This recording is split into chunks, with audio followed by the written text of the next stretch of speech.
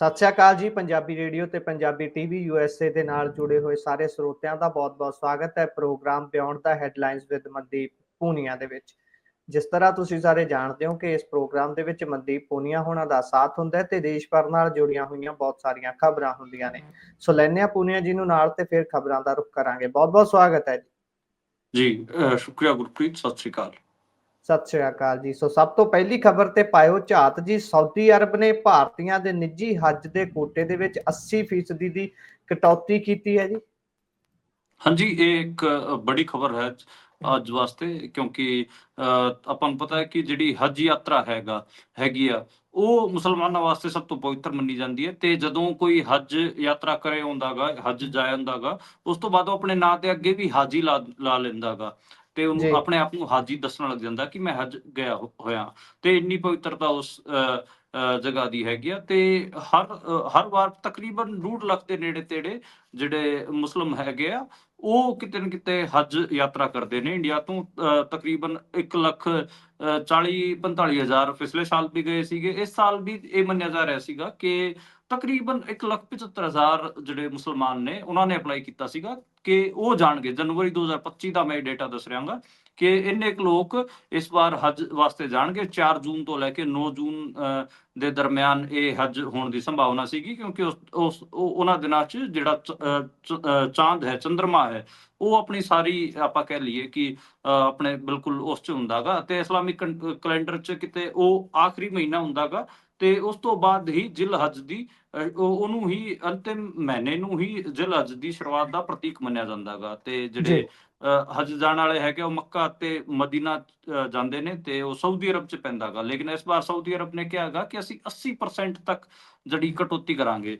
ਤੁਸੀਂ ਮਤਲਬ ਇਹ ਮੰਨ ਕੇ ਚਲੋ ਕਿ ਜਿਹੜੇ 1,75,000 ਲੋਕ ਇੰਟਰਸਟਡ ਸੀਗੇ ਜਿਨ੍ਹਾਂ ਨੇ ਵੀਜ਼ੇ ਵਾਸਤੇ ਅਪਲਾਈ ਕੀਤਾ ਸੀਗਾ, ਤੇ ਜੇ ਆਪਾਂ ਉਹਦਾ ਕਿਤੇ ਨਾ ਕਿਤੇ 80% ਕਰ ਦਿਆਂਗੇ ਤੇ ਤਕਰੀਬਨ 35,000 ਦੇ ਨੇੜੇ ਤੇੜੇ ਲੋਕਾਂ ਦਾ ਡੇਟਾ ਰਹਿ ਜਾਊਗਾ। ਤੇ ਇਹ ਇੱਕ ਬੜੀ ਕਟੌਤੀ ਹੈਗੀ ਆ। ਇਹਦੇ 'ਚ ਕਿਤੇ ਨਾ ਕਿਤੇ ਜਿਹੜੇ PDP ਹੋ ਗਈ ਜਾਂ ਫਿਰ ਹੋਰ ਵੀ ਕਈ ਪਾਰਟੀਆਂ ਹੋ ਗਈਆਂ, ਇਵਨ ਨੈਸ਼ਨਲ ਕਾਨਫਰੰਸ ਉਮਰ ਅਬਦੁੱਲਾ ਹੋਰਾਂ ਦੀ ਪਾਰਟੀ ਨੇ ਵੀ ਇਸ ਤੇ ਟਵੀਟ ਕਰਕੇ ਕਿਹਾਗਾ ਕਿ ਇਸ ਤੇ ਦੇਖਿਆ ਜਾਵੇ ਕਿ ਕੀ ਕੁਛ ਕੀਤਾ ਜਾ ਸਕਦਾ ਹੈਗਾ। ਜਿਹੜੇ ਮਾਈਨੋਰਟੀ ਮਿਨਿਸਟਰੀ ਹੈਗੀ ਆ, ਉਹਦੇ ਅਲਪਸੰਖਿਅਕ ਮਾਮਲਿਆਂ ਦੇ ਜਿਹੜੇ ਮੰਤਰੀ ਨੇ, ਕੇਂਦਰੀ ਕਾਨੂੰਨ ਮੰਤਰੀ ਵੀ ਨੇ ਕਿਰਨ ਰਿਜਿਜੂ, ਉਹਨਾਂ ਨੇ ਇਸ ਤੇ ਟਵੀਟ ਕਰਦਿਆਂ ਕਿਹਾ ਕਿ ਅਸੀਂ ਅਰਬ ਦੇ ਜਿਹੜੇ ਮੰਤਰੀ ਹੈਗੇ ਤੋਫਿਕ ਬਿਨ ਫੌਜ਼ਾਨ, ਉਹਨਾਂ ਨਾਲ ਗੱਲਬਾਤ ਕਰ ਰਹੇ ਹਾਂ ਤੇ ਸਾਡੀ ਇੱਕ ਕਮਿਟਮੈਂਟ ਹੋਈ ਸੀਗੀ ਕਿ ਇਸ ਵਾਰ 1,75,000 ਲੋਕਾਂ ਨੂੰ ਉੱਥੇ ਭੇਜਿਆ ਜਾਊਗਾ ਤੇ ਅਸੀਂ ਉਹਨਾਂ ਨੂੰ ਵਧੀਆ ਸੇਵਾਵਾਂ ਦੇਣ ਵਾਸਤੇ ਪ੍ਰਤੀਬੱਧ ਹੈਗੇ ਆ। ਜੇ ਕੋਈ ਦਿੱਕਤ ਆਉਂਦੀ ਹੈ ਤਾਂ ਅਸੀਂ ਇਹਨੂੰ ਦੇਖਾਂਗੇ। ਪਰ ਆਪਾਂ ਨੂੰ ਪਤਾ ਕਿ 80% ਉਹਨਾਂ ਨੇ ਕਟੌਤੀ ਕਰ ਦਿੱਤੀ ਹੈ ਸਾਊਦੀ ਅਰਬ ਨੂੰ ਨੇ। ਦੇਖੋ ਹੁਣ ਇਹਦੇ ਤੇ ਕੀ ਬਣਦਾਗਾ, ਕਿਵੇਂ ਜਿਹੜੀ ਮੋਦੀ ਦੀ ਫੋਰਨ ਪਾਲਿਸੀ ਹੈ ਉਹ ਕੀ ਰੰਗ ਲਿਆਉਂਦੀ ਹੈ, ਇਹਦੇ ਤੋਂ ਹੀ ਪਤਾ ਲੱਗੂਗਾ ਜੀ। ਜੀ, ਸੋ ਵੇਖਦੇ ਹਾਂ ਬਣਦਾ ਕੀ ਹੈ ਅਗਲੀ ਖਬਰ ਤੇ। ਜੇਕਰ ਚੱਲੀਏ, ਬੀਤੇ ਦਿਨੀ ਵੀ ਆਪਾਂ ਇਸ ਗੱਲ ਦੀ ਸਾਂਝ ਪਾਈ ਸੀ ਕਿ ਨੈਸ਼ਨਲ ਹੈਰਾਲਡ ਕੇਸ ਮਾਮਲੇ ਦੇ ਵਿੱਚ ਜ਼ਬਤ ਕੀਤੀ ਜਾਣੀ ਸੀ ਜਾਇਦਾਦ, ਤੇ ਹੁਣ ਈਡੀ ਨੇ ਪਹਿਲੀ ਚਾਰਜਸ਼ੀਟ ਦਾਖਲ ਕੀਤੀ ਹੈ ਜੀ।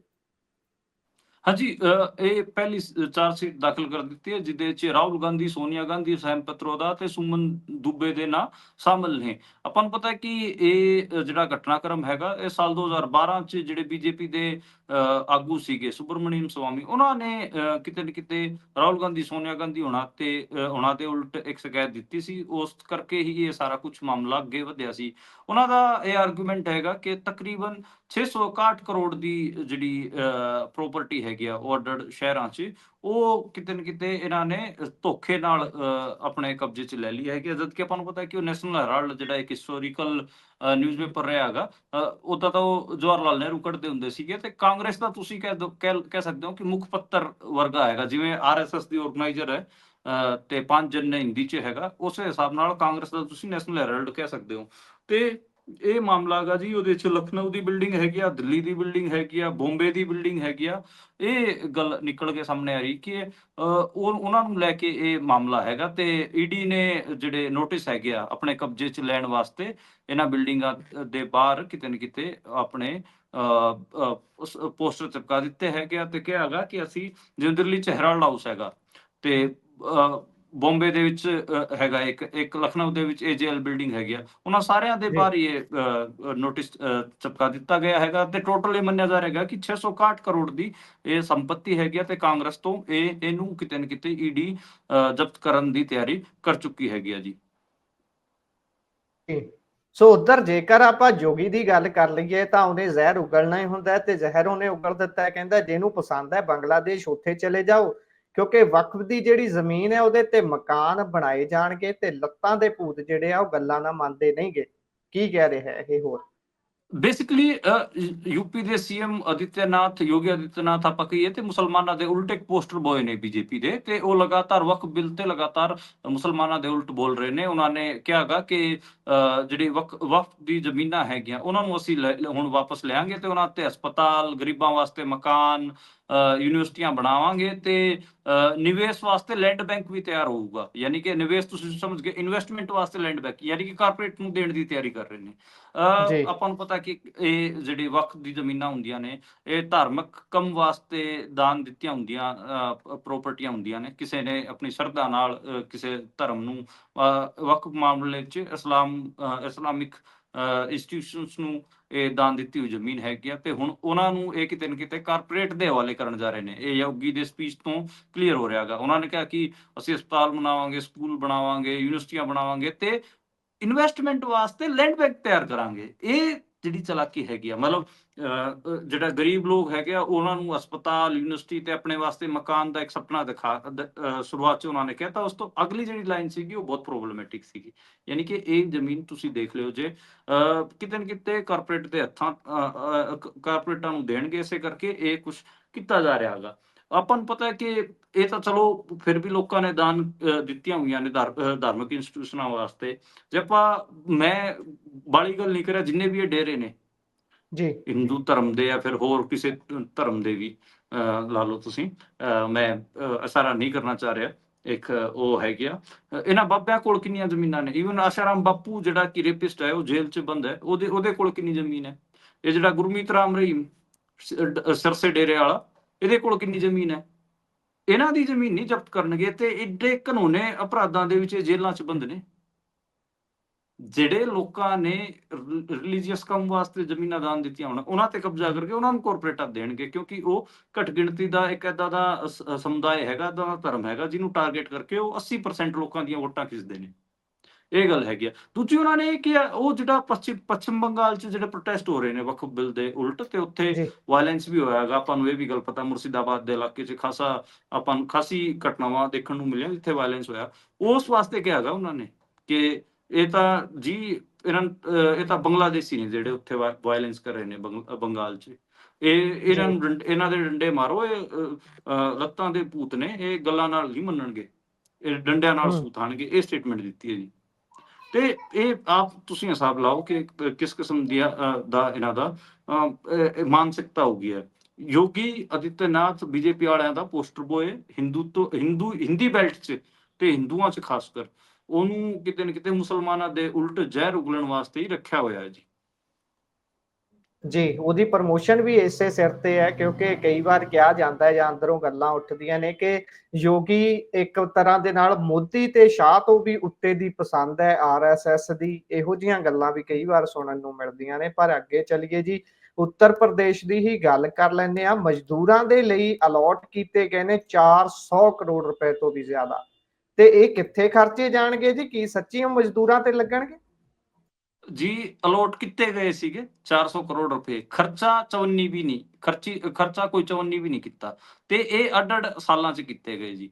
ਇਹ ਤੁਸੀਂ ਲਾਓ ਕਿ ਇਹ ਹਿਸਾਬ ਕਿਤਾਬ ਹਰ ਸਾਲ ਪਿਛਲੇ 4 ਸਾਲਾਂ ਦਾ ਹਿਸਾਬ ਕਿਤਾਬ ਹੈ। 2020-21 'ਚ ਵੀ ਅਲੋਟ ਕੀਤੇ ਗਏ 100 ਕਰੋੜ ਦੇ ਨੇੜੇ ਤੇੜੇ, ਅਗਲੇ ਸਾਲ, ਉਸ ਤੋਂ ਅਗਲੇ ਸਾਲ 112 ਕਰੋੜ, ਉਸ ਤੋਂ 2024-25 'ਚ 92 ਕਰੋੜ। ਇਸ ਕਿਸਮ ਨਾਲ ਤਕਰੀਬਨ 402 ਕਰੋੜ ਰੁਪਏ ਦਾ ਅਮਾਉਂਟ, ਸੌਰੀ 425 ਕਰੋੜ ਦਾ ਅਮਾਉਂਟ आवंटित ਕੀਤਾ ਗਿਆ ਸੀਗਾ ਮਜ਼ਦੂਰਾਂ ਵਾਸਤੇ, ਖਾਸ ਕਰ ਜਿਹੜੇ ਅਸੰਗਠਿਤ ਅਨਆਰਗੇਨਾਈਜ਼ ਜਿਹੜੇ ਮਜ਼ਦੂਰ ਨੇ ਉਹਨਾਂ ਵਾਸਤੇ।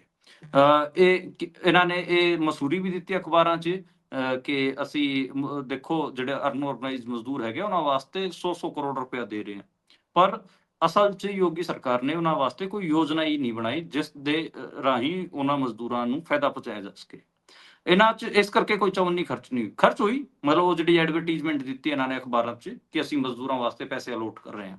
ਪੈਸੇ ਅਲੋਟ ਕਰਤੇ ਜੀ ਤੇ 5-7 ਲੱਖ ਰੁਪਏ ਐਡਵਰਟਾਈਜ਼ਮੈਂਟ 'ਚ ਵੀ ਖਰਚ ਕਰਤਾ। ਜੀ ਪਰ ਹਾਂ ਤੇ 7,80,000 ਦੇ ਨੇੜੇ ਤੇੜੇ ਰੁਪਇਆ ਇਹਨਾਂ ਨੇ ਉਸ ਤੇ ਖਰਚ ਕੀਤਾ ਐਡਵਰਟਾਈਜ਼ਮੈਂਟ ਜੀ ਅਖਬਾਰਾਂ 'ਚ ਐਡਵਰਟਾਈਜ਼ਮੈਂਟ ਦੇਣ ਤੇ ਕਿ ਅਸੀਂ ਪੈਸੇ ਅਲੋਟ ਕਰਤੇ। ਪਰ ਕੋਈ ਯੋਜਨਾ ਹੂੰ ਨਹੀਂ ਬਣਾਈ। ਮਤਲਬ ਪਿਛਲੇ 4 ਸਾਲ 'ਚ ਹਰ ਸਾਲ 100 ਕਰੋੜ ਰੁਪਇਆ ਅਲੋਟ ਕਰ ਦਿੰਦੇ ਨੇ ਮਜ਼ਦੂਰਾਂ ਵਾਸਤੇ। ਕੋਈ ਯੋਜਨਾ ਹੈ ਨਹੀਂ, ਇਸ ਕਰਕੇ ਚਵੰਨੀ ਇਹਨਾਂ ਦੀ ਖਰਚ ਨਹੀਂ ਹੁੰਦੀ। ਇਹ ਵਧੀਆ ਹੈਗਾ ਤੇ ਅਖਬਾਰਾਂ 'ਚ ਐਡਵਰਟਾਈਜ਼ਮੈਂਟ ਦੇ ਦਿੰਦੇ ਨੇ ਕਿ ਤੁਹਾਡੇ ਵਾਸਤੇ ਮਜ਼ਦੂਰੋਂ ਤੁਹਾਡੇ ਵਾਸਤੇ 100 ਕਰੋੜ ਰੁਪਇਆ ਦੇ ਰਹੇ ਹਾਂ। ਹੁਣ ਸਮਝ ਜੀ ਆ ਗਈ ਜਿਹੜਾ ਇਹ ਵਕਫ ਜ਼ਮੀਨ ਬਾਰੇ ਕਹਿ ਰਿਹਾ ਸੀਗਾ ਕਿ ਅਸੀਂ ਇਨਵੈਸਟਮੈਂਟ ਵਾਸਤੇ ਲੈਂਡ ਬੈਂਕ ਬਣਾਵਾਂਗੇ। ਉਹ ਜਿਹੜੀ ਆਖਰ 'ਚ ਬੋਲੀ ਉਹ ਲੈਂਡ ਸ਼ੁਰੂਆਤ 'ਚ ਉਹਨੇ ਕੀ ਜੀ ਬੋਲੀ ਕਿ ਗਰੀਬਾਂ ਵਾਸਤੇ ਮਕਾਨ ਬਣਾਵਾਂਗੇ, ਯੂਨੀਵਰਸਿਟੀਆਂ ਬਣਾਵਾਂਗੇ, ਹਸਪੀਟਲ ਬਣਾਵਾਂਗੇ। ਹੂੰ ਦਿਖਾਣ ਇਹਨਾਂ ਦੇ ਮਤਲਬ ਇਸੇ ਕਰਕੇ ਮੈਂ ਦੂਜੀ ਖਬਰ ਅਗਲੀ ਖਬਰ ਕੱਢ ਕੇ ਮੈਂ ਸਾਰਾ ਰਿਸਰਚ ਕਰਕੇ ਅਗਲੀ ਖਬਰ ਇਹੀ ਲਈ ਜੀ ਕਿ ਜਿਹੜਾ ਗਰੀਬ ਆਦਮੀ ਵਿਚਾਰਾ ਗਰੀਬ ਹਿੰਦੂ ਖੁਸ਼ ਹੁੰਦਾ ਵਾ ਕਿ ਦੇਖੋ ਮੁਸਲਮਾਨਾਂ ਤੋਂ ਜ਼ਮੀਨਾਂ ਖੋ ਕੇ ਸਾਡੇ ਵਾਸਤੇ ਕੰਮ ਹੋਊਗਾ। ਤੁਹਾਡੇ ਵਾਸਤੇ ਤਾਂ ਇਹ ਕੰਮ ਹੋ ਰਿਹਾ ਹੈਗਾ। ਪਿਛਲੇ 4 ਸਾਲਾਂ ਤੋਂ ਤੁਹਾਡੇ ਵਾਸਤੇ ਪੈਸੇ ਅਲੋਟ ਹੋ ਰਹੇ ਨੇ ਤੇ ਤੁਹਾਨੂੰ ਉਹਦੇ 'ਚ ਚਵੰਨੀ ਨਹੀਂ ਮਿਲ ਰਹੀ।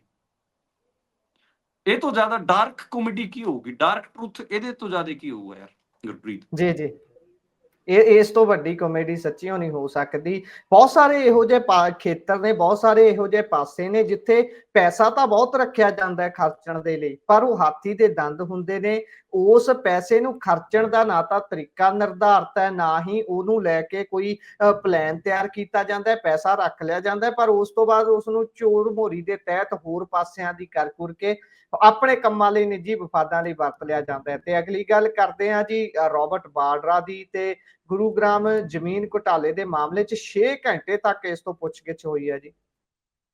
ਹਾਂਜੀ, ਇਹ ਜਿਹੜਾ ਕੇਸ ਹੈਗਾ ਇਹ ਪੁਰਾਣਾ ਕੇਸ ਹੈਗਾ।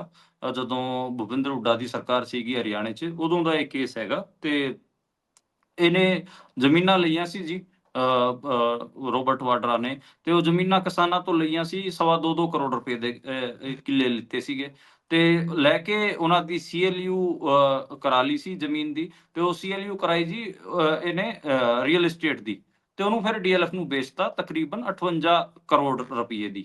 ਮਤਲਬ ਤੁਸੀਂ ਲਾ ਲਓ ਕਿ ਇੱਕ CLU ਕਰਾਉਣ ਤੋਂ ਬਾਅਦ ਤਕਰੀਬਨ 50 ਕਰੋੜ ਰੁਪਇਆ ਰੋਬਰਟ ਵਾਡਰਾ ਨੇ ਕਮਾ ਲਿਆ ਸੀਗਾ ਤੇ ਇਹ ਭੁਪਿੰਦਰ ਹੁੱਡਾ ਦੀ ਸਰਕਾਰ 'ਚ ਹੋਇਆ। ਉਸ ਤੋਂ ਬਾਅਦ ਜੀਜੇ ਸਾਲੀ ਦੀ ਗਵਰਨਮੈਂਟ ਦੇ ਆਰੋਪ ਵੀ ਲੱਗੇ। ਇਹਨਾਂ ਨੂੰ ਕਿਹਾ ਗਿਆ ਕਿ ਦੇਖੋ ਜੀਜਾ ਇਹ ਤਾਂ ਜੀਜੇ ਦੀ ਗਵਰਨਮੈਂਟ ਹੈ ਤੇ ਜੀ ਉੱਥੋਂ ਉਸ ਟਾਈਮ ਮੌਕੇ ਤੇ ਜਿਹੜੇ ਅਸ਼ੋਕ ਖੇਮਕਾਈ ਸੀਗੇ ਉਹਨਾਂ ਨੇ ਮਿਊਟੇਸ਼ਨ ਵੀ ਰੱਦ ਕੀਤੀ ਸੀਗੀ ਕਿ ਇਹ ਗਲਤ ਹੋ ਰਿਹਾ ਹੈਗਾ। ਤੁਸੀਂ 3 ਏਕੜ ਜ਼ਮੀਨ ਤਕਰੀਬਨ 7.5 ਕਰੋੜ ਰੁਪਏ ਦੀ ਕਿਸਾਨ ਤੋਂ ਲਈ ਤੇ 58 ਕਰੋੜ ਦੀ ਦੇਤੀ ਅੱਗੇ ਕਿਸੇ ਬਿਲਡਰ ਨੂੰ ਉਹਦੀ CLU ਕਰਾ ਕੇ। ਤੁਸੀਂ ਮਤਲਬ 2 ਮਹੀਨਿਆਂ ਦੇ ਅੰਦਰ 50 ਕਰੋੜ ਰੁਪਏ ਕਮਾ ਕੇ ਨਿਕਲ ਗਏ। ਤੁਹਾਡੀ ਹਿੰਗ ਲੱਗੀ ਨਾ ਫਿੱਟ ਕਰੀ ਤੇ ਤੁਹਾਡਾ ਰੰਗ ਵਧੀਆ ਚੜਿਆ। ਇਹ ਗੱਲ ਨਿਕਲ ਕੇ ਆਈ ਸੀ। ਉਸ ਤੋਂ ਬਾਅਦ ਹੀ ED ਨੇ ਕੇਸ ਦਰਜ ਕੀਤਾ ਸੀਗਾ। ਉਹਦੇ ਤੇ ਹੀ ਸੁਣਵਾਈ ਚੱਲ ਰਹੀ ਹੈ ਤੇ ਰੋਬਰਟ ਵਾਡਰਾ ਕਹਿ ਰਿਹਾ ਹੈਗਾ ਕਿ 20 ਵਾਰ ਮੈਨੂੰ ਕਿਤੇ ਨਾ ਕਿਤੇ ਮੇਰੇ ਨਾਲ ਪੁੱਛਗਿੱਛ ਹੋ ਚੁੱਕੀ ਹੈ ਤੇ 15-15 ਘੰਟੇ ਮੈਨੂੰ ਬਿਠਾਈ ਰੱਖਦੇ ਨੇ ਤੇ ਕਹਿੰਦੇ ਕੁਛ ਨਹੀਂ। ਰੋਬਰਟ ਵਾਡਰਾ ਨੂੰ ਕਿਉਂ ਕਹਿਣਗੇ ਅਗਲੇ? ਰੋਬਰਟ ਵਾਡਰਾ ਨਾਲ ਵਧੀਆ ਉਹਨਾਂ ਦਾ ਸਰੀ ਜਾਂਦਾ ਹੈ। ਉਹ ਇਸੇ ਚੀਜ਼ ਨੂੰ ਦਿਖਾ ਕੇ ਵੋਟਾਂ ਖਿੱਚੀ ਜਾਂਦੇ ਨੇ। ਜਦੋਂ 2014 ਦਾ ਇਲੈਕਸ਼ਨ ਹੋਇਆ ਹਰਿਆਣੇ 'ਚ ਜੀ ਉਦੋਂ ਇਹਨੂੰ ਵੱਡਾ ਇਸ਼ੂ ਬਣਾਇਆ ਸੀਗਾ BJP ਨੇ ਹੂੰ ਕਿ ਕਿਵੇਂ ਹੁੱਡਾ ਸਾਹਿਬ ਨੇ ਜੀ ਆਪਣੇ ਜੀਜੇ ਦੀ ਮਤਲਬ ਰਾਹੁਲ ਗਾਂਧੀ ਦੇ ਜੀਜੇ ਦੀ ਸੇਵਾ ਕੀਤੀ ਹੈ ਤੇ ਪੂਰੇ ਕਾਂਗਰਸ ਦਾ ਜੀਜਾ ਘੋਸ਼ਿਤ ਕਰਤਾ ਸੀ ਰੋਬਰਟ ਵਾਡਰਾ ਨੂੰ। ਹੈ ਸੀਗਾ ਵੀ ਮਤਲਬ ਸਾਰੇ ਸਟੇਟਾਂ 'ਚ ਆਪਾਂ ਨੂੰ ਪਤਾ। ਇਹ ਸਾਫ਼ ਹੀ ਦਿਖ ਰਿਹਾ 50 ਕਰੋੜ ਰੁਪਇਆ ਬਣਾ ਕੇ ਨਿਕਲ ਗਿਆ। ਦੱਸੋ 2 ਮਹੀਨਿਆਂ 'ਚ। ਜੀ ਜੀ ਜੀ ਹਾਂ ਕੁਝ ਵੀ ਨਹੀਂ ਕੀਤਾ ਬੰਦੇ ਨੇ। ਮਤਲਬ ਇਹ ਤਾਂ ਵਧੀਆ ਕੰਮ ਹੈ ਯਾਰ। ਪੋਲਿਟਿਕਸ 'ਚ ਕੋਈ ਸਾਡਾ ਵੀ ਹੱਥ ਹੋਵੇ ਤੇ ਅਸੀਂ ਵੀ ਕੰਮ ਕਰਨ ਦੀ ਲੋੜ ਹੀ ਨਹੀਂ। ਗੱਡੀਆਂ 'ਚ ਘੁੰਮੀਏ ਤੇ 50 ਕਰੋੜ ਰੁਪਇਆ ਆਏ ਕਿਸਾਨਾਂ ਤੋਂ ਜ਼ਮੀਨ ਲਈਏ 2-4 ਕਰੋੜ ਰੁਪਏ ਦੀ ਉਹਦੀ CLU ਕਰਾ ਕੇ ਫਿਰ ਰੀਅਲ estate ਕੰਪਨੀਆਂ ਨੂੰ ਦੇ ਦਈਏ 50-50 ਕਰੋੜ ਦੀ। ਇਹ ਜੀ ਮਾਮਲਾ ਹੈ ਜੀ। ਇਹ ਤਾਂ ਹੈ। ਸੋ ਕੋਈ ਵੀ ਧਿਰ ਹੋਵੇ ਜਿੱਥੇ ਠਿੱਬੀ ਲਾਉਣ ਦੀ ਕੋਈ ਕੋਸ਼ਿਸ਼ ਕਰਦਾ ਹੈ, ਆਮ ਲੋਕਾਂ ਦੇ ਖੂਨ ਪਸੀਨੇ ਦੀ ਜਿਹੜੀ ਕਮਾਈ ਹੁੰਦੀ ਹੈ ਉਸ ਨੂੰ ਇਸ ਤਰੀਕੇ ਨਾਲ ਗੈਰ ਕਾਨੂੰਨੀ ਢੰਗ ਨਾਲ ਵਰਤ ਕੇ ਤੇ ਉਹ ਚੋਂ ਠਿੱਬੀ ਲਾ ਕੇ ਰਾਹ ਪੈਂਦਾ ਹੈ ਤਾਂ ਉੱਤੇ ਕਾਰਵਾਈ ਤਾਂ ਜ਼ਰੂਰ ਹੋਣੀ ਚਾਹੀਦੀ ਹੈ। ਅੱਗੇ ਗੱਲ ਕਰੀਏ ਜੀ, ਸੰਸਦ 'ਚ ਤੇਜ਼ੀ ਨਾਲ ਸਮੀਕਰਨ ਬਦਲ ਰਹੇ ਨੇ। ਪਹਿਲਾਂ ਇਹਨਾਂ ਨੇ ਵਕਫ ਬੋਰਡ ਬਿੱਲ ਤੇ ਸੋਧ ਬਿੱਲ ਤੇ ਤੇਜ਼ੀ ਦਿਖਾਈ ਤੇ ਦਵਾ-ਦਵ ਉਹਨੂੰ ਪਾਸ ਕਰਾ ਲਿਆ ਤੇ ਹੁਣ UCC ਤੇ ਅੱਗੇ ਵੱਧ ਰਹੇ ਨੇ ਜੀ। ਹਾਂਜੀ, UCC means uniform civil code. ਇਹ ਕਹਿ ਰਹੇ ਨੇ ਕਿ ਜਿੰਨੇ ਵੀ ਅੱਡ-ਅੱਡ ਧਰਮ ਨੇ ਉਹਨਾਂ ਵਾਸਤੇ ਹੁਣ ਅਸੀਂ ਇੱਕੋ ਨਿਯਮ ਬਣਾਵਾਂਗੇ, ਚਾਹੇ ਵਿਆਹ ਦਾ ਹੋਵੇ ਜਾਂ ਫਿਰ ਤਲਾਕ ਦਾ ਹੋਵੇ ਜਾਂ ਜ਼ਮੀਨ ਜਾਇਦਾਦ ਦਾ ਹੋਵੇ। ਜਿਹੜੇ ਕਿਤੇ ਨਾ ਕਿਤੇ ਫੈਮਿਲੀ ਲੋਜ਼ ਸੀਗੇ ਅੱਡ-ਅੱਡ ਧਰਮਾਂ ਦੇ, ਉਹਨਾਂ ਨੂੰ ਇਹ ਖਤਮ ਜੀ ਕਰਨ ਜਾ ਰਹੇ ਨੇ ਜੀ। ਆਪਾਂ ਨੂੰ ਪਤਾ ਕਿ ਅੱਡ-ਅੱਡ ਧਰਮਾਂ ਦੀਆਂ ਅੱਡ-ਅੱਡ ਪ੍ਰੋਸੈਸਿਸ ਨੇ, ਮੈਰਿਜ ਦੀਆਂ ਵੀ, ਤੇ ਕਿਤੇ ਨਾ ਕਿਤੇ ਆਪਾਂ ਕਹੀਏ ਕਿ ਤਲਾਕ ਦੀਆਂ ਵੀ, ਜ਼ਮੀਨ ਜਾਇਦਾਦਾਂ ਨੂੰ ਲੈ ਕੇ ਵੀ ਅੱਡ-ਅੱਡ ਕਿਸਮ ਦੀਆਂ ਚੀਜ਼ਾਂ ਨੇ। ਉਹਨਾਂ ਨੂੰ ਇਹ ਖਤਮ ਕਰ ਰਹੇ ਨੇ ਤੇ ਕਹਿ ਰਹੇ ਨੇ ਕਿ ਇੱਕ ਦੇਸ਼ ਇੱਕੋ ਜਿਹਾ ਕਾਨੂੰਨ ਹੋਊਗਾ। ਇਹ ਮਤਲਬ ਆਪਣੇ ਆਪ 'ਚ ਪ੍ਰੋਬਲਮੈਟਿਕ ਗੱਲ ਹੈ। ਇਹਦੇ ਤੇ ਆਪਾਂ ਕਈ ਵਾਰ ਗੱਲ ਕਰ ਚੁੱਕੇ ਹਾਂ। ਉੱਤਰਾਖੰਡ 'ਚ ਇਹ ਲਾਗੂ ਕਰ ਚੁੱਕੇ ਨੇ।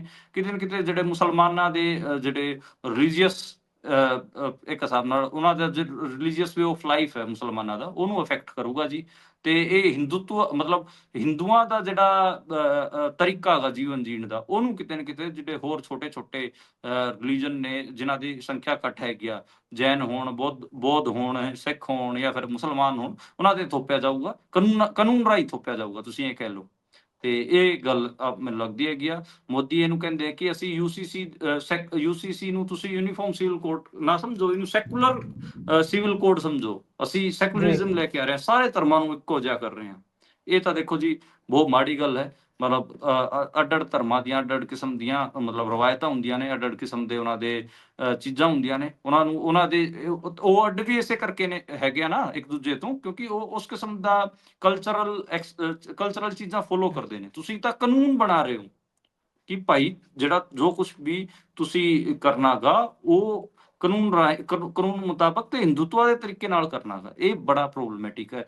ਮੈਂ ਇੱਕ ਵਾਰ ਉੱਘੇ ਵਿਦਵਾਨ ਫਲਾਵੀਆ ਐਗਨੇਸ, ਜਿਹੜੇ ਕਿ ਬੰਬੇ ਰਹਿੰਦੇ ਨੇ, ਅੱਜ ਕੱਲ੍ਹ ਤਾਂ ਉਹ ਖਾਸੀ ਬਜ਼ੁਰਗ ਹੋ ਗਈ ਹੈਗੀਆਂ, ਉਹਨਾਂ ਨਾਲ ਗੱਲਬਾਤ ਕੀਤੀ ਸੀ ਤੇ ਉਹਨਾਂ ਨੇ ਇਹ ਕਿਹਾ ਸੀਗਾ ਕਿ ਜਿਹੜਾ ਇੰਡੀਅਨ ਕਨਸਟੀਟਿਊਸ਼ਨ ਹੈ, ਜੇ ਤੁਸੀਂ ਉਹਨੂੰ ਫਿਲੋਸਫਿਕਲੀ ਫਰੋਲਣ ਦੀ ਕੋਸ਼ਿਸ਼ ਕਰੋਗੇ ਤੇ ਉਹਦਾ ਕਿਤੇ ਨਾ ਕਿਤੇ ਉਹਦੇ 'ਚ ਜਿੰਨੀਆਂ ਵੀ ਸੋਧਾਂ ਹੋ ਰਹੀਆਂ ਨੇ ਲਗਾਤਾਰ, ਜਾਂ ਉਹਦਾ ਜਿਹੜਾ ਮੂਲ ਹੈਗਾ, ਉਹਦੇ 'ਚ ਆਪਾਂ ਨੂੰ ਮਾੜਾ ਸ਼ੁਰੂਆਤ 'ਚ ਇਹ ਸ਼ੱਕ ਪਊਗਾ ਕਿ ਇਹ ਕਿਤੇ ਨਾ ਕਿਤੇ ਹਿੰਦੂਆਂ ਦੇ ਜਿਹੜੇ ਰਵਾਇਤ ਨੇ, ਉਹਨਾਂ ਨੂੰ ਬਾਕੀ ਮਾਈਨੋਰਿਟੀਜ਼ ਤੇ ਥੋਪਣ ਦੀ ਗੱਲਾਂ ਕਰਦਾ ਗਾ।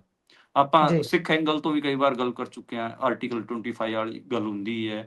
ਆਪਣੇ ਜਿਹੜੇ ਸਿੱਖ ਮੈਂਬਰ ਸੀਗੇ ਉਸ ਟਾਈਮ ਕਨਸਟੀਟਿਊਸ਼ਨ, ਉਹਨਾਂ ਨੇ ਵੀ ਵਿਰੋਧ ਕੀਤਾ ਸੀਗਾ। ਇੱਕ ਉਹਦੀ ਹਿਸਟੋਰੀਕਲ ਕੰਟੀਨਿਊਟੀ ਵੀ ਹੈਗੀ ਆ ਉਹਨਾਂ ਗੱਲਾਂ ਦੀਆਂ। ਹੁਣ ਵੀ ਲੋਕ ਬੋਲਦੇ ਨੇ। ਹੁਣ ਵੀ ਜਦੋਂ ਵਕਫ ਬਿੱਲ ਪੇਸ਼ ਕੀਤਾ ਜਾ ਰਿਹਾ ਸੀ, ਉਦੋਂ ਜਿੰਨੇ ਵੀ ਸਿੱਖ ਮੈਂਬਰ ਸੀਗੇ ਉਹ ਲਗਭਗ ਇਹਦੇ ਉਲਟ ਸੀਗੇ। ਹਰਦੀਪ ਪੁਰੀ ਨੂੰ ਛੋੜ ਕੇ, ਉਹ ਸਿਰਫ ਕਿਉਂਕਿ ਉਹ ਬੀਜੇਪੀ ਦੇ ਮੰਤਰੀ ਨੇ, ਇਸ ਕਰਕੇ ਉੱਧਰ ਹੀ ਬੋਲ ਰਹੇ ਸੀਗੇ। ਇਹ ਮਾਮਲਾ ਮੈਨੂੰ ਲੱਗਦਾ ਗਾ ਕਿ ਜੀ ਕਿਤੇ ਨਾ ਕਿਤੇ ਇਹਨਾਂ ਨੂੰ ਇੰਡੀਅਨ ਕਨਸਟੀਟਿਊਸ਼ਨ ਨੂੰ ਹੀ ਕਿਤੇ ਨਾ ਕਿਤੇ ਇਹ ਮਨੁਸਮ੍ਰਿਤੀ ਵਰਗਾ ਬਣਾ ਦੇਣਗੇ ਤੇ ਉਹਨੂੰ ਹੀ ਸਾਰੇ ਬਾਕੀ ਦੀ ਮਾਈਨੋਰਿਟੀਜ਼ ਤੇ ਥੋਪ ਦੇਣਗੇ। ਇਹ ਇਹਨਾਂ ਦੇ ਕਦਮ ਨੇ ਤੇ ਉਸੇ ਏਜੰਡੇ ਤੇ ਕੰਮ ਕਰ ਰਹੇ ਨੇ ਜੀ ਅਗਲੇ। ਜੀ, ਸੋ ਬੜੀ ਖਤਰਨਾਕ ਨੀਤੀ ਤੇ ਉਤਰੇ ਹੋਏ ਨੇ। ਲਗਾਤਾਰ ਇੱਕ-ਇੱਕ ਕਰਕੇ ਹਮਲੇ ਤੇਜ਼ ਕਰ ਰਹੇ ਨੇ। ਅਗਲਾ ਹਮਲਾ ਵੀ ਇਹੋ ਜਿਹਾ ਹੀ ਹੈ। ਉਹਦੇ ਵਿੱਚ ਧਰਮ ਦੀ ਜਗ੍ਹਾ ਤੇ ਸ਼ਬਦ ਭਾਸ਼ਾ ਜਾਂ ਕੰਪੋਨੈਂਟ ਜਿਹੜਾ ਹੈ ਉਹ ਭਾਸ਼ਾ ਹੈ। ਹੁਣ NCERT ਨੇ ਕਿਤਾਬਾਂ ਦੇ ਜਿਹੜੇ ਇੰਗਲਿਸ਼ ਨਾਮ ਸੀ ਉਹਨਾਂ ਨੂੰ ਬਦਲ ਕੇ ਹਿੰਦੀ ਦੇ ਵਿੱਚ ਰੱਖ ਦਿੱਤਾ ਹੈ। ਕੇਰਲ ਵਾਲੇ ਪਾਸਿਓਂ ਵਿਰੋਧ ਵੀ ਇਸ ਦਾ ਦਰਜ ਕਰਾਇਆ ਗਿਆ ਬਿਆਨਾਂ ਦੇ ਨਾਲ। ਪਰ ਪਾਇਓ ਤਾਂ ਜੀ ਝਾਤ, ਇਹ ਹਰੇਕ ਪਾਸੇ ਨੂੰ ਆਪਾਂ ਪਾੜਾ ਹੀ ਵਧਾਉਣਾ ਜੀ। ਦੇਖੋ, ਜਿਹੜੇ ਇਹ ਕਿਤਾਬਾਂ ਸੀਗੀਆਂ, ਇਹ ਅੰਗਰੇਜ਼ੀ ਲਿਟਰੇਚਰ ਦੀ ਕਿਤਾਬਾਂ ਸੀਗੀਆਂ। ਇਹ ਕੋਈ ਇਹ ਕਿਤਾਬਾਂ ਨਹੀਂ ਸੀਗੀਆਂ ਕਿ ਬਹੁਤ ਜਰਨਲ ਕੋਈ ਕਿਤਾਬਾਂ ਹੋਣ। ਤੇ ਇਹਨਾਂ ਦੇ ਜਿਵੇਂ ਕਲਾਸ 2 'ਚ ਮੈਰੀਗੋਲਡ ਨਾਂ ਦੀ ਕਿਤਾਬ ਪੜ੍ਹਾਈ ਜਾਂਦੀ ਹੁੰਦੀ ਸੀ, ਉਹਨੂੰ ਮ੍ਰਿਦੰਗ ਕਰਤਾ। ਕਲਾਸ 3 'ਚ ਸੰਤੂਰ ਦੀ ਕਿਤਾਬ ਦਾ ਨਾਂ ਬਦਲ ਕੇ ਸੰਤੂਰ ਕਰਤਾ। ਕਲਾਸ 6 ਦੀ ਇੰਗਲਿਸ਼ ਕਿਤਾਬ ਦਾ ਨਾਂ ਹੁੰਦਾ ਸੀਗਾ ਹਨੀਸਕਲ, ਉਹਨੂੰ ਬਦਲ ਕੇ ਇਹਨਾਂ ਨੇ ਪੂਰਵੀ ਕਰਤਾ। ਤੇ ਮੈਥ ਦੀਆਂ ਕਿਤਾਬਾਂ ਤੇ ਵੀ ਇਹਨਾਂ ਨੇ ਇਸੇ ਕਿਸਮ ਦਾ ਪੈਟਰਨ ਅਪਣਾਇਆ ਹੈਗਾ। ਜਿਹੜੇ ਆਪਾਂ ਮੈਥਸ ਹੈਗਾ, ਮੈਥਮੈਟਿਕਸ, ਉਹਦੇ 'ਚ ਉਹਨਾਂ ਨੇ ਮੈਥਮੈਟਿਕਸ ਦੀ ਥਾਂ ਤੇ, ਪਹਿਲਾਂ ਆਪਾਂ ਨੂੰ ਪਤਾ ਕਿ ਮੈਥਮੈਟਿਕਸ ਹੀ ਕਹਿੰਦੇ ਰਹੇ ਆ ਉਹਨੂੰ, ਉਹਦਾ ਨਾਂ ਹੁਣ ਗਣਿਤ ਕਰਤਾ ਜੀ। ਤੇ ਅੰਗਰੇਜ਼ੀ ਮੀਡੀਅਮ ਵਾਲਿਆਂ ਨੂੰ ਵੀ ਉਹ ਗਣਿਤ ਕਹਿਣਾ ਪਊਗਾ। ਇਹ ਗੱਲ ਆਪਾਂ ਨੂੰ ਦਿਖ ਰਹੀ ਹੈ। MK ਸਟਾਲਿਨ ਹੋਰਾਂ ਨੇ ਕਿਹਾ ਹੈਗਾ ਕਿ ਇਹ NEP ਦੇ ਰਾਹੀਂ ਪਹਿਲਾਂ ਹਿੰਦੀ ਥੋਪਣ ਦੀ ਕੋਸ਼ਿਸ਼ ਕਰ ਰਹੇ ਸੀ, ਹੁਣ NCERT ਦੀ ਕਿਤਾਬਾਂ ਰਾਹੀਂ ਇਹ ਕੰਮ ਕਰਨ ਦੀ ਕੋਸ਼ਿਸ਼ ਕਰ ਰਹੇ ਨੇ। ਲਗਾਤਾਰ ਇਹ ਵੀ ਗੱਲ ਹੁੰਦੀ ਹੈ ਕਿ ਸਾਰੇ ਮੁਲਕ 'ਚ NCERT ਦੀਆਂ ਹੀ ਕਿਤਾਬਾਂ ਪੜ੍ਹਾਈਆਂ ਜਾਣ। ਉਹ ਤਾਂ ਜਿਹੜੇ ਗੈਰ ਹਿੰਦੀ ਭਾਸ਼ੀ ਸੂਬੇ ਨੇ, ਉਹ ਲਗਾਤਾਰ ਇਹ ਗੱਲ ਕਹਿੰਦੇ ਨੇ ਕਿ ਅਸੀਂ ਸਾਡੇ ਆਪਣੇ ਬੋਰਡ ਹੈਗੇ ਆ, ਸਿੱਖਿਆ ਬੋਰਡ ਨੇ, ਅਸੀਂ ਉਹਨਾਂ ਦੀਆਂ ਕਿਤਾਬਾਂ ਪੜ੍ਹਾਵਾਂਗੇ ਤੇ ਇਸ ਕਰਕੇ ਮਾੜੀਆਂ ਮੋਟੀਆਂ ਚੀਜ਼ਾਂ ਬਚੀਆਂ ਰਹਿੰਦੀਆਂ ਨੇ। ਪਰ ਹੁਣ ਆਪਾਂ ਨੂੰ ਪਤਾ ਕਿ ਨਿਊ ਐਜੂਕੇਸ਼ਨ ਪਾਲਿਸੀ ਆਉਣ ਤੋਂ ਬਾਅਦ ਕਿਤੇ ਨਾ ਕਿਤੇ ਇਹ ਜਿਹੜੇ ਜਿੰਨੇ ਵੀ ਸੂਬਿਆਂ ਦੇ ਅੱਡ-ਅੱਡ ਸਿੱਖਿਆ ਬੋਰਡ ਨੇ ਉਹਨਾਂ ਤੇ ਵੀ ਖਤਰਾ ਹੈਗਾ। ਇਹ ਸੰਸਕ੍ਰਿਤੀ ਸਕੂਲ ਲੈ ਕੇ ਆ ਰਹੇ ਨੇ, ਮੋਡਲ ਸਕੂਲ ਲੈ ਕੇ ਆ ਰਹੇ ਨੇ, ਇਹ ਸਾਰੇ ਕਿਤੇ ਨਾ ਕਿਤੇ CBSE ਦੇ ਅਧੀਨ ਹੁੰਦੇ ਆ ਤੇ ਇਹ ਕਿਤੇ ਨਾ ਕਿਤੇ ਉਹਦਾ ਵੀ ਸਿੱਖਿਆ ਦਾ ਸੈਂਟਰਲਾਈਜੇਸ਼ਨ ਕਰਨਾ ਚਾਹੁੰਦੇ ਹੈਗੇ ਆ, ਕਿਉਂਕਿ ਇਹਨਾਂ ਦਾ ਏਜੰਡਾ ਇਹੀ ਹੈ ਕਿ ਬਿਲਕੁਲ ਜਦੋਂ ਬੱਚਾ ਹੁੰਦਾ ਉਦੋਂ ਹੀ ਅਸੀਂ ਜਿਹੜਾ ਇੱਕ ਸੈਂਟਰਲਾਈਜੇਸ਼ਨ, ਇੱਕ ਹਿੰਦੁਸਤਾਨ ਦਾ ਜਿਹੜਾ ਇਹਨਾਂ ਫਲਸਫਾ ਹੈ ਉਹ ਬੱਚੇ ਦੇ ਕਲਾਸਰੂਮ ਜਦੋਂ ਕਲਾਸਰੂਮ ਪਹੁੰਚਦਾ ਉਦੋਂ ਹੀ ਉਹਦੇ ਦਿਮਾਗ 'ਚ ਵੜ ਦਈਏ। ਜੀ, ਸੋ ਹਾਲਾਤ ਇਹੋ ਜਿਹੇ ਨੇ। ਅੱਗੇ ਚੱਲੀਏ ਤਾਂ ਉਧਰ ਸੰਗਰੂਰ ਦੇ ਵਿੱਚ ਅੱਜ ਕਿਸਾਨ ਤੇ ਪੁਲਿਸ ਆਮੋ ਸਾਹਮਣੇ ਸੀ, ਹੱਥੋਂ-ਪਾਈ ਵੀ ਹੋਏ ਨੇ। ਮੈਂ ਕੁਝ ਵੀਡੀਓਜ਼ ਵੀ ਦੇਖੀਆਂ ਨੇ ਜਿਹਦੇ ਵਿੱਚ ਚੰਗਾ ਜ਼ੋਰ ਲੱਗ ਰਿਹਾ ਹੈ ਕਿਸਾਨਾਂ ਦਾ ਵੀ, ਤੇ ਸੀਐਮ ਸਾਹਿਬ ਉੱਥੇ ਪਹੁੰਚੇ ਹੋਏ ਸੀ। ਕਿਸਾਨ ਕਹਿੰਦੇ ਸਵਾਲ ਕਰਨਾ ਹੈ, ਸਕੂਲ ਆਫ ਐਮੀਨੈਂਸ ਦਾ ਉਦਘਾਟਨ ਇਹਨਾਂ ਨੇ ਕਰਨਾ ਸੀ ਉੱਥੇ, ਜਿਹੜੀ ਨਵੀਂ ਸਿੱਖਿਆ ਕ੍ਰਾਂਤੀ ਦਾ ਇਹਨਾਂ ਨੇ ਸੰਕਲਪ ਲਿਆ ਹੋਇਆ, ਉਹਦੇ ਤਹਿਤ ਕੰਮ ਕਰ ਰਹੇ ਨੇ ਇਹ। ਖਾਸ ਤੌਰ ਤੇ ਅੱਜ ਜਾਂ ਕੁਝ ਘੰਟਿਆਂ ਬਾਅਦ ਪੰਜਾਬੀ ਰੇਡੀਓ ਤੇ ਪੰਜਾਬੀ ਟੀਵੀ USA ਦੇ ਜ਼ਰੀਏ ਵੀ ਇੱਕ ਰਿਪੋਰਟ ਦੇਖ ਪਾਓਗੇ, ਜਿਸ ਦੇ ਵਿੱਚ ਅਸੀਂ ਖੁਲਾਸਾ ਕੀਤਾ ਹੈ ਕਿ ਕਿਸ ਤਰੀਕੇ ਦੇ ਨਾਲ ਸਿੱਖਿਆ ਕ੍ਰਾਂਤੀ ਦੇ ਬੈਨਰ ਹੇਠ ਇਹ ਸਕੂਲਾਂ ਦਾ ਉਦਘਾਟਨ ਕਹਿ ਕੇ ਉਦਘਾਟਨ ਕਰ ਕਿਹੜੀਆਂ ਚੀਜ਼ਾਂ ਦਾ ਰਹੇ ਨੇ, ਉਹ ਵੀ ਲੈ ਕੇ ਆਵਾਂਗੇ। ਪਰ ਤੁਸੀਂ ਇਸ ਗੱਲ ਤੇ ਚਾਨਣਾ ਪਾ ਦਿਓ ਜੀ, ਇਹ ਜਿਹੜਾ ਹੱਥੋਂ ਪਾਈ ਹੋਇਆ ਕੰਮ ਉੱਥੇ। ਹਾਂਜੀ ਗੁਰਪ੍ਰੀਤ, ਤੁਸੀਂ ਬਹੁਤ ਸੋਹਣੀਆਂ ਗਰਾਊਂਡ ਰਿਪੋਰਟਾਂ ਕਰਦੇ ਹੋ ਤੇ ਧੰਨਵਾਦ ਤੁਹਾਡਾ, ਤੁਸੀਂ ਇਸ ਕਿਸਮ ਦੀ ਰਿਪੋਰਟ ਕਰਕੇ ਆਏ ਹੋ ਕਿ ਜਿਹੜੀ ਸਕੂਲ ਆਫ ਐਮੀਨੈਂਸ ਕਹਿ ਕੇ ਜਿਨ੍ਹਾਂ ਚੀਜ਼ਾਂ ਦਾ ਉਦਘਾਟਨ ਕਰ ਰਹੇ ਨੇ ਉਹ ਲੋਕਾਂ ਤੱਕ ਪਹੁੰਚਣੀਆਂ ਚਾਹੀਦੀਆਂ। ਮੈਨੂੰ ਵੀ ਮਤਲਬ ਇਹਦੇ ਬਾਰੇ ਮਾੜਾ ਮੋਟਾ ਪਤਾ ਹੈਗਾ। ਇਹ ਬਾਥਰੂਮਾਂ ਦਾ ਉਦਘਾਟਨ ਕਰਕੇ ਆ ਜਾਂਦੇ ਨੇ ਤੇ ਉਹਨਾਂ ਨੂੰ ਇਹ ਸਕੂਲ ਆਫ ਐਮੀਨੈਂਸ ਕਹਿ ਰਹੇ ਨੇ, ਇਹ ਬੜੀ ਅਜੀਬ ਗੱਲ ਹੈ। ਹਾਂਜੀ, BKU ਏਕਤਾ ਆਜ਼ਾਦ ਅਤੇ BKU ਸਿੱਧੂਪੁਰ, ਇਹ ਦੋ ਜਥੇਬੰਦੀਆਂ ਸੀਗੀਆਂ ਜੀ। ਇਹ ਸੰਗਰੂਰ 'ਚ ਛਾਜਲੀ ਪਿੰਡ 'ਚ ਭਗਵੰਤ ਮਾਨ ਦਾ ਪ੍ਰੋਗਰਾਮ ਸੀ, ਉੱਥੇ ਸਾਰੇ ਇਕੱਠੇ ਹੋਏ ਸੀ ਤੇ ਕਿਸਾਨ ਚਾਹ ਰਹੇ ਸੀਗੇ ਕਿ ਭਗਵੰਤ ਮਾਨ ਤੋਂ ਸਵਾਲ ਜਵਾਬ ਕੀਤੇ ਜਾਣ, ਪਰ ਪੁਲਿਸ ਨੇ ਉਹਨਾਂ ਨਾਲ ਧੱਕਾਮੁੱਕੀ ਕੀਤੀ, ਬੈਰੀਗੇਡ ਲਾਏ ਤੇ ਕਿਸਾਨਾਂ ਨੂੰ ਅੱਗੇ ਨਹੀਂ ਵਧਣ ਦਿੱਤਾ। ਤੇ ਛਾਜਲੀ ਦੇ ਆਲੇ ਦੁਆਲੇ ਦੇ ਜਿਹੜੇ ਪਿੰਡ ਸੀਗੇ ਉਹ ਸੈਂਕੜਿਆਂ ਦੀ ਗਿਣਤੀ ਤੇ ਚ ਕਿਤੇ ਨਾ ਕਿਤੇ ਕਿਸਾਨ ਉੱਥੇ ਇਕੱਠੇ ਹੋ ਗਏ ਸੀਗੇ। ਪਰ ਜਿਹੜਾ ਉੱਥੇ ਕਾਰਜਕ੍ਰਮ ਜਿਹੜਾ ਆਪਾਂ ਕਹਿ ਲਈਏ ਕਿ ਜਿਹੜਾ ਪ੍ਰੋਗਰਾਮ ਸੀਗਾ ਮੁੱਖ ਮੰਤਰੀ ਦਾ, ਉਹ ਤੋਂ 1 ਕਿਲੋਮੀਟਰ ਪਹਿਲਾਂ ਹੀ ਪੁਲਿਸ ਨੇ ਕਿਸਾਨਾਂ ਨੂੰ ਰੋਕ ਲਿਆ। ਭਾਰੀ ਬੈਰੀਗੇਟਿੰਗ ਕੀਤੀ ਹੋਈ ਸੀ, ਕਿਸਾਨਾਂ ਦੇ ਵਹੀਕਲਸ ਦੀ ਹਵਾ ਵਗੈਰਾ ਵੀ ਕੱਢੀ ਤੇ ਧੱਕਾ ਮੁੱਕੀ, ਇਸ ਕਿਸਮ ਦੀ ਆਪਾਂ ਨੂੰ ਚੀਜ਼ਾਂ ਵੀ ਦੇਖਣ ਨੂੰ ਮਿਲੀਆਂ। ਭਗਵੰਤ ਮਾਨ ਪਹਿਲਾਂ ਆਪ ਕਹਿੰਦਾ ਹੁੰਦਾ ਸੀਗਾ ਕਿ ਜਦੋਂ ਆਪੋਜੀਸ਼ਨ 'ਚ ਸੀਗਾ ਕਿ ਜਿਹੜੇ ਨੇਤਾ ਲੋਕ ਹੈਗੇ ਆ, ਜਿਹੜੇ ਆਗੂ ਨੇ, ਉਹਨਾਂ ਤੋਂ ਸਵਾਲ ਪੁੱਛੇ ਜਾਣੇ ਚਾਹੀਦੇ। ਹੁਣ ਜਦੋਂ ਕਿਸਾਨ ਤੁਹਾਡੇ ਤੋਂ ਸਵਾਲ ਪੁੱਛਣ ਆ ਰਹੇ ਨੇ, ਤੁਸੀਂ ਉਹਨਾਂ ਨੂੰ ਕਿਲੋਮੀਟਰ ਪਹਿਲਾਂ ਹੀ ਰੋਕਦੇ ਰਹੇ ਹੋ, ਆਪਣੀ ਪੁਲਿਸ ਨਾਲ ਉਹਨਾਂ ਦੇ ਵਹੀਕਲਾਂ ਦੀ ਹਵਾ ਕਢਾ ਰਹੇ ਹੋ ਤੇ ਉਹਨਾਂ ਨਾਲ ਧਮਕੀਆਂ ਕਰ ਰਹੇ ਹੋ। ਇਹ ਮਤਲਬ ਖੈਰ ਠੀਕ ਹੈ, ਡੈਮੋਕ੍ਰੇਸੀ ਦਾ ਧਿਆਨ ਜਦੋਂ ਆਪੋਜੀਸ਼ਨ 'ਚ ਹੁੰਦੇ ਆ ਉਦੋਂ ਹੀ ਆਉਂਦਾ ਗਾ। ਜਦੋਂ ਪਾਵਰ 'ਚ ਆਉਂਦੇ ਨੇ ਤੇ ਪਾਵਰ ਤਾਂ ਇਹਨਾਂ ਨੂੰ ਅਲਟੀਮੇਟਲੀ ਕਰਪਟ ਹੀ ਕਰ ਦਿੰਦੀ ਹੈ ਤੇ ਕਿਤੇ ਨਾ ਕਿਤੇ ਫਿਰ ਇਹਨਾਂ ਨੂੰ ਕੋਈ ਡੈਮੋਕ੍ਰੇਸੀ ਦਾ ਖਿਆਲ ਨਹੀਂ ਰਹਿੰਦਾ। ਨਾ ਕਿਸੇ ਦਾ ਸਵਾਲ ਸੁਣਨਾ ਚਾਹੁੰਦੇ ਹੈਗੇ ਆ, ਨਾ ਕਿਸੇ ਦੀ ਆਵਾਜ਼ ਸੁਣਨਾ ਚਾਹੁੰਦੇ ਹੈਗੇ। ਜੀ, ਉਹੀ ਗੱਲ ਹੈ ਨਾ, ਸਿਰਫ ਇਹ ਗਲਾ ਨੱਪਣਾ ਜਾਣਦੇ ਨੇ। ਤੇ ਵੈਸੇ ਤਾਂ ਬਹੁਤ ਸੋਹਣੇ ਸੋਹਣੇ ਗੀਤ ਗਾਉਂਦੇ ਨੇ, ਮੰਗਦਾ ਰਹੀ ਵੇ ਸੂਰਜਾ ਕਮੀਆਂ ਦੇ ਵਿਹੜੇ, ਪਰ ਕਮੀ ਨੂੰ ਕਿਤੇ ਜੋਗਾ ਵੀ ਇਹ ਛੱਡਣਾ ਨਹੀਂ ਚਾਹੁੰਦੇ। ਅੱਗੇ ਚੱਲੀਏ, ਉਧਰ ਪਪਲਪ੍ਰੀਤ ਨੂੰ ਪੇਸ਼ ਕੀਤਾ ਗਿਆ ਹੈ ਜੀ ਅਜਨਾਲਾ, ਜਿਹੜਾ ਹੋਇਆ ਸੀ, ਝੜਪ ਹੋਈ ਸੀ ਉਸ ਮਾਮਲੇ 'ਚ। ਹਾਂਜੀ, ਪਪਲਪ੍ਰੀਤ ਸਿੰਘ ਹੋਣਾ ਦੀ ਸੁਣਵਾਈ ਸੀਗੀ FIR ਨੰਬਰ 39 ਦੇ ਵਿੱਚ। ਉਸ ਮਾਮਲੇ ਦੀ ਸੁਣਵਾਈ ਸੀ, ਜਿਹੜੇ ਅਜਨਾਲਾ ਥਾਣੇ ਵਾਲੀ ਜਿਹੜਾ ਪੂਰਾ ਘਟਨਾਕ੍ਰਮ ਸੀਗਾ ਉਹਦੇ 'ਚ 13 FIR 39 ਦੇ ਵਿੱਚ ਕਿਤੇ ਨਾ ਕਿਤੇ ਇਸ ਗੱਲ ਦਾ ਜ਼ਿਕਰ ਹੈ ਕਿ ਇਹਨਾਂ ਨੇ ਆਨੰਦਪੁਰ ਖਾਲਸਾ ਆਰਮੀ ਬਣਾਈ ਸੀਗੀ ਤੇ ਅੱਜ ਕੋਰਟ ਨੇ ਫਿਰ ਦੁਬਾਰੇ ਤੋਂ ਰਿਮਾਂਡ ਮੰਗਣ ਦੀ ਕੋਸ਼ਿਸ਼ ਕੀਤੀ। ਉਹਨਾਂ ਨੇ ਕਿਹਾ ਕਿ ਸਾਨੂੰ 7 ਦਿਨ ਦਾ ਰਿਮਾਂਡ ਦਿੱਤਾ ਜਾਵੇ। ਪਿਛਲੀ ਵਾਰ 10 ਦਿਨ ਦਾ ਮੰਗਿਆ ਸੀਗਾ, ਉਦੋਂ ਸਿਰਫ 4 ਦਿਨ ਦਾ ਰਿਮਾਂਡ ਦਿੱਤਾ ਗਿਆ ਸੀ। ਇਸ ਵਾਰ 1 ਹਫ਼ਤੇ ਦਾ ਰਿਮਾਂਡ ਮੰਗਿਆ ਗਿਆ ਤੇ 3 ਦਿਨ ਦਾ ਰਿਮਾਂਡ ਦੇ ਦਿੱਤਾ ਗਿਆ ਹੈਗਾ। ਜਿਹੜੇ DSP ਸੀਗੇ ਉਹਨਾਂ ਦਾ ਇਹ ਕਹਿਣਾ ਸੀਗਾ ਕਿ ਅਸੀਂ ਆਨੰਦਪੁਰ ਖਾਲਸਾ ਆਰਮੀ ਬਾਰੇ ਇਹਨਾਂ ਤੋਂ ਗੱਲਾਂ ਪੁੱਛਣੀਆਂ ਨੇ, ਇਨਵੈਸਟੀਗੇਸ਼ਨ ਕਰਨੀ, ਇਸ ਕਰਕੇ ਸਾਨੂੰ ਰਿਮਾਂਡ ਚਾਹੀਦਾ ਹੈਗਾ। ਇਹ ਗੱਲ ਨਿਕਲ ਕੇ ਆ ਰਹੀ ਹੈ ਸੀ। ਤੇ ਜਿਹੜੇ ਪਪਲਪ੍ਰੀਤ ਦੇ ਵਕੀਲ ਸੀਗੇ ਰਿਤੂਰਾਜ ਸਿੰਘ, ਉਹਨਾਂ ਦਾ ਕਹਿਣਾ ਹੈ ਕਿ ਹਜੇ ਤੱਕ ਜਿਹੜੇ ਪੁਲਿਸ ਹੈ ਉਹ ਪਪਲਪ੍ਰੀਤ ਤੋਂ ਕਿਸੇ ਵੀ ਕਿਸਮ ਦਾ ਸਬੂਤ ਬਰਾਮਦ ਨਹੀਂ ਕਰ ਸਕੀ, ਨਾ ਉਹਦਾ ਜਿਹੜਾ ਕਨੈਕਸ਼ਨ ਹੈਗਾ ਇਸ ਕਿਸਮ ਦੀਆਂ ਘਟਨਾਵਾਂ ਨਾਲ ਜੋੜ ਸਕੀਏ। ਫਿਰ ਵੀ ਲਗਾਤਾਰ ਪੁਲਿਸ ਇਸ ਕਿਸਮ ਦੀਆਂ ਚੀਜ਼ਾਂ ਤੇ ਹੀ ਰਿਮਾਂਡ ਮੰਗ ਰਹੀ ਹੈ ਜਿਨ੍ਹਾਂ ਦਾ ਕੋਈ ਉਹਦੇ ਕੋਲ ਹੈ ਹੀ ਨਹੀਂ। ਤੇ ਪਪਲਪ੍ਰੀਤ ਸਿੰਘ ਨੂੰ ਡਿਬਰੂਗੜ੍ਹ ਤੋਂ ਬੁਲਟ ਪ੍ਰੂਫ ਵਹੀਕਲ ਦੇ ਵਿੱਚ ਲੈ ਕੇ ਆਇਆ ਗਿਆ ਸੀਗਾ। 3 ਦਿਨ ਹੋ ਗਏ ਉਹਨਾਂ ਨੂੰ ਇੱਥੇ ਪੰਜਾਬ 'ਚ ਹੀ ਇਹ ਗੱਲ ਨਿਕਲ ਕੇ ਆ ਰਹੀ। ਤੇ NSA ਆਪਾਂ ਨੂੰ ਪਤਾ ਕਿ ਖਤਮ ਕਰ ਦਿੱਤਾ ਗਿਆ ਸੀਗਾ। ਤੇ ਹੁਣ ਅੱਗੇ ਇਹ ਵੀ ਕਿਹਾ ਜਾ ਰਿਹਾ ਹੈਗਾ ਕਿ ਜਿਹੜੇ ਲੋਕ ਸਭਾ ਦੇ ਸਾਂਸਦ ਨੇ ਅੰਮ੍ਰਿਤਪਾਲ ਸਿੰਘ, ਉਹਨਾਂ ਨੂੰ ਵੀ ਕਿਤੇ ਨਾ ਕਿਤੇ ਵਾਪਸ ਲੈ ਕੇ ਆਇਆ ਜਾ ਸਕਦਾ ਪੁੱਛਗਿੱਛ ਵਾਸਤੇ। ਇਹ ਗੱਲ ਨਿਕਲ ਕੇ ਸਾਹਮਣੇ ਆ ਰਹੀ ਹੈ। ਹਜੇ ਤਾਂ ਮਤਲਬ ਕਿਤੇ ਨਾ ਕਿਤੇ ਜਿਹੜੇ ਇਹਨਾਂ ਕੇਸਾਂ ਨੂੰ ਲੜ ਰਹੇ ਨੇ, ਹਰਪਾਲ ਸਿੰਘ ਖਾਰਾ ਹੋ ਗਏ, ਵਕੀਲ ਰਿਤੂਰਾਜ ਹੋ ਗਏ, ਜਾਂ ਫਿਰ ਚੰਡੀਗੜ੍ਹ ਪੰਜਾਬ ਹਰਿਆਣਾ ਹਾਈ ਕੋਰਟ 'ਚ RS ਬੈਂਸ ਸਾਹਿਬ ਹੋਰੀ ਹੋ ਗਏ। ਮੈਂ ਲਗਾਤਾਰ ਇਹਨਾਂ ਨਾਲ ਗੱਲਬਾਤ ਕਰਦਾ ਰਹਿੰਦਾ। ਉਹਨਾਂ ਤੋਂ ਮੈਂ ਇੱਕ ਦਿਨ ਕਿਹਾ ਵੀ ਸੀਗਾ ਕਿ ਆਪਾਂ ਕੀ ਇਸ ਤੇ ਕੋਈ ਸੀਰੀਜ਼ ਕਰ ਸਕਦੇ ਹਾਂ ਜਿਸ 'ਚ ਇਹ ਸਾਰੇ ਜਿਹੜੇ ਜਿੰਨੇ ਵੀ ਡਿਬਰੂਗੜ੍ਹ ਜੇਲ੍ਹ 'ਚ ਬੰਦ ਹੈਗੇ ਆ, ਉਹਨਾਂ ਦੇ ਕੇਸਾਂ ਮੁਤਾਬਿਕ ਕੀ ਉਹਨਾਂ ਦੇ ਕੇਸਾਂ ਚੱਲ ਰਿਹਾ ਹੈਗਾ, ਉਹ ਲੋਕਾਂ ਨੂੰ ਪਤਾ ਲੱਗ ਸਕੇ। ਕਿਉਂਕਿ ਕਿਤੇ ਨਾ ਕਿਤੇ 2 ਸਾਲ ਹੋ ਗਏ ਇਹਨਾਂ ਨੌਜਵਾਨਾਂ ਨੂੰ ਜੇਲ੍ਹਾਂ 'ਚ ਬੰਦ ਹੋਏ, ਜੇਲ੍ਹ 'ਚ ਬੰਦ ਹੋਏ। ਜੀ ਅਗਲੀ ਖਬਰ ਤੇ ਚੱਲੀਏ ਤਾਂ ਉਧਰ LOP ਸਾਹਿਬ ਅੱਜ ਪੰਜਾਬ ਵਾਲੇ ਥਾਣੇ ਦੇ ਅੰਦਰ ਸੀ ਤੇ ਬਾਹਰ ਪ੍ਰਦਰਸ਼ਨ ਚੱਲ ਰਿਹਾ ਸੀ ਜੀ। ਕਹਿੰਦੇ 50 ਬੰਬ ਨੇ ਤੇ 18 ਫਟ ਗਏ, 32 ਤੁਹਾਨੂੰ ਪਤਾ ਨਹੀਂ ਕਿੱਥੇ ਹੈ, ਬਾਕੀ ਫਟਣ ਵਾਲੇ ਨੇ। ਪਾਓ ਤਾਂ ਜ਼ਰਾ ਚਾਨਣਾ ਇਸ ਗੱਲ। ਹਾਂਜੀ, ਇਹ ਕੱਲ ਵੀ ਇਸ ਖਬਰ ਤੇ ਆਪਾਂ ਗੱਲ ਕੀਤੀ ਸੀਗੀ ਕਿ ਕਿਵੇਂ ਜਿਹੜੇ ਮੌਕੇ ਦੀ ਸੂਬੇ ਦੀ ਸਰਕਾਰ ਹੈ ਉਹ ਵੀ ਨਲਾਇਕੀ ਕਰ ਰਹੀ ਹੈ, ਤੇ ਜਿਹੜੀ ਆਪੋਜੀਸ਼ਨ ਪਾਰਟੀ ਹੈ ਕਾਂਗਰਸ, ਉਹ ਵੀ ਇਸ ਤੇ ਨਲਾਇਕੀ ਹੀ ਕਰ ਰਹੀ ਹੈ। ਅੱਜ ਪਹਿਲਾ ਸੈਕਟਰ 15 ਚੰਡੀਗੜ੍ਹ ਦੇ ਵਿੱਚ ਜਿਹੜਾ ਕਾਂਗਰਸ ਦਾ ਮੁੱਖ ਦਫ਼ਤਰ ਹੈ, ਉੱਥੇ ਕਾਂਗਰਸੀਆਂ ਦੀ ਭੀੜ ਇਕੱਠਾ ਹੁੰਦੀ ਹੈ, ਉੱਥੇ ਮੀਟਿੰਗ ਵੀ ਚੱਲਦੀ ਹੈਗੀ ਆ। ਤੇ ਉਸ ਤੋਂ ਬਾਅਦ ਇਹਨਾਂ ਨੇ ਇੱਕ ਪ੍ਰੈਸ ਕਾਨਫਰੰਸ ਕੀਤੀ। ਪ੍ਰੈਸ ਕਾਨਫਰੰਸ 'ਚ ਕਿਹਾ ਕਿ ਅਸੀਂ ਸਾਰੇ ਬਾਜਵਾ ਸਾਹਿਬ ਦੇ ਨਾਲ ਮੋਹਾਲੀ ਜਾਵਾਂਗੇ, ਜਿੱਥੇ ਸਾਈਬਰ ਥਾਣੇ 'ਚ ਇਹਨਾਂ ਨਾਲ ਪੁੱਛਗਿੱਛ ਹੋਣੀ ਹੈ, ਤੇ ਬਾਜਵਾ ਸਾਹਿਬ ਅੰਦਰ ਜਾਣਗੇ ਤੇ ਅਸੀਂ ਬਾਹਰ ਬੈਠੇ ਰਵਾਂਗੇ। ਜੇ ਭਗਵੰਤ ਮਾਨ ਨੇ ਗ੍ਰਿਫਤਾਰ ਕਰਨਾ ਹੈ ਤਾਂ ਕਰ ਲੈਣਗੇ, ਅਸੀਂ ਕਿਸੇ ਤੋਂ ਡਰਦੇ ਨਹੀਂ। ਉਸ ਤੋਂ ਇਲਾਵਾ ਉਹਨਾਂ ਨੇ ਬਾਜਵਾ ਸਾਹਿਬ ਨੂੰ, ਕਾਂਗਰਸੀਆਂ ਨੇ ਬਾਜਵਾ ਸਾਹਿਬ ਨੂੰ ਦੇਸ਼ ਭਗਤ ਘੋਸ਼ਿਤ ਕੀਤਾ ਤੇ ਕਿਹਾ ਕਿ ਇਹ ਕੋਈ ਆਤੰਕਵਾਦੀ ਨਹੀਂ। ਇਸ ਕਿਸਮ ਦੀਆਂ ਗੱਲਾਂ ਚੱਲੀਆਂ।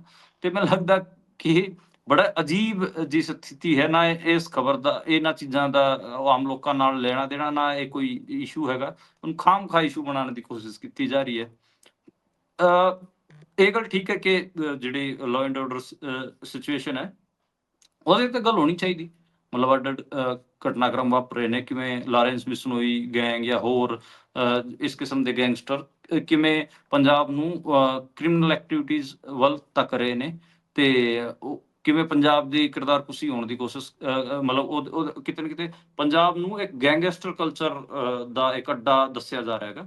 ਉਹਦੇ ਤੇ ਕਾਰਵਾਈਆਂ ਹੋਣੀਆਂ ਚਾਹੀਦੀਆਂ। ਇਹ ਆਪਸ 'ਚ ਹੀ ਇੱਕ ਦੂਜੇ ਤੇ ਮਤਲਬ ਲੈਟਰ ਲਿਖ ਕੇ FIR, ਝੂਠੀਆਂ FIR ਕਰਾ ਕੇ ਇਸ ਕਿਸਮ ਦਾ ਮਾਹੌਲ ਸਿਰਜ ਰਹੇ ਨੇ। ਮੈਨੂੰ ਲੱਗਦਾ ਕਿ ਕਾਂਗਰਸੀਆਂ ਨੂੰ ਜੇ ਇੱਕ ਤਾਂ ਇਹਨਾਂ ਦੇ ਜਿਹੜੇ ਸਿੱਧੂ ਮੂਸੇਵਾਲਾ ਸੀਗੇ, ਉਸ ਮਾਮਲੇ 'ਚ ਤਾਂ ਇਹ ਸਮਝੌਤਾ ਕਰ ਗਏ ਭਗਵੰਤ ਮਾਨ ਨਾਲ, ਜਿਹੜਾ ਇੱਕ ਜੈਨੂਅਨ ਕੇਸ ਸੀਗਾ ਤੇ ਭਗਵੰਤ ਮਾਨ ਤੇ ਪ੍ਰੈਸ਼ਰ ਪਾਇਆ ਜਾ ਸਕਦਾ ਸੀਗਾ। ਹੁਣ ਇਹਨਾਂ ਦਾ ਇਹ ਜਾਲੀ ਜਿਹਾ ਕੇਸ ਹੈ, ਉਹਦੇ 'ਚ ਇਹ ਘੈਂਟ ਬਣੀ ਜਾ ਰਹੇ ਨੇ।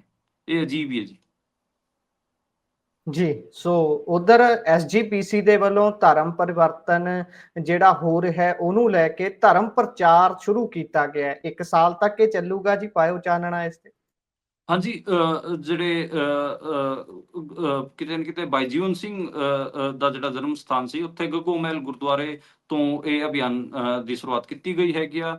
ਤੇ ਇਹਦੇ 'ਚ ਜਿਹੜੇ ਜਥੇਦਾਰ ਸਾਹਿਬ ਸੀਗੇ, ਉਹ ਵੀ ਗਿਆਨੀ ਕੁਲਦੀਪ ਸਿੰਘ ਗੜਗਜ਼ ਅਤੇ ਜਥੇਦਾਰ ਬਾਬਾ ਟੇਕ ਸਿੰਘ, ਇਹ ਸਾਰੇ ਉੱਥੇ ਮੌਜੂਦ ਸਨ। ਤੇ ਇਹਨਾਂ ਨੇ ਕਿਹਾਗਾ ਕਿ ਅਸੀਂ 1 ਸਾਲ ਤੱਕ ਜਿਹੜਾ ਧਰਮ ਗੁਰਬਾਣੀ ਨਾਲ ਜੋੜਨ ਵਾਸਤੇ, ਸ੍ਰੀ ਗੁਰੂ ਗ੍ਰੰਥ ਸਾਹਿਬ ਜੀ ਦੀ ਗੁਰਬਾਣੀ ਨਾਲ ਜੋੜਨ ਵਾਸਤੇ ਸਿੱਖ ਸਮੁਦਾਇ 'ਚ ਅਸੀਂ ਜਾਵਾਂਗੇ, ਤੇ ਕਿਤੇ ਨਾ ਕਿਤੇ ਧਰਮਾਂਤਰਨ ਨੂੰ ਅਸੀਂ ਰੋਕਾਂਗੇ ਤਾਂ ਕਿ ਲੋਕ ਧਰਮ ਨਾ ਬਦਲਣ, ਅਤੇ ਸਿੱਖ ਸੰਗਠਨਾਂ 'ਚ ਵੀ ਅਸੀਂ ਏਕਤਾ ਲਿਆਉਣ ਦੀ ਕੋਸ਼ਿਸ਼ ਕਰਾਂਗੇ। ਇਹ ਗੱਲ ਕਹਿ ਕੇ ਜੀ ਇਹ ਸ਼ੁਰੂਆਤ ਹੋਈ ਹੈ। ਹੁਣ ਦੇਖਦੇ ਹਾਂ ਕਿ ਇਹ ਜਿਹੜਾ ਜੱਥਾ ਗਾ ਜਾਂ ਫਿਰ ਇਹ ਇਹਨਾਂ ਦਾ ਜਿਹੜਾ ਆਪਾਂ ਕਹਿ ਲਈਏ ਕਿ ਅਭਿਆਨ ਵੀ ਇਹਨੂੰ ਆਪਾਂ ਮੰਨ ਲਈਏ ਇਹਨਾਂ ਦਾ, ਤੇ ਉਹ ਕਿੱਥੋਂ ਤੱਕ ਪਹੁੰਚਦਾ ਗਾ, ਇਹ ਦੇਖਦੇ ਹੈਗੇ ਆ।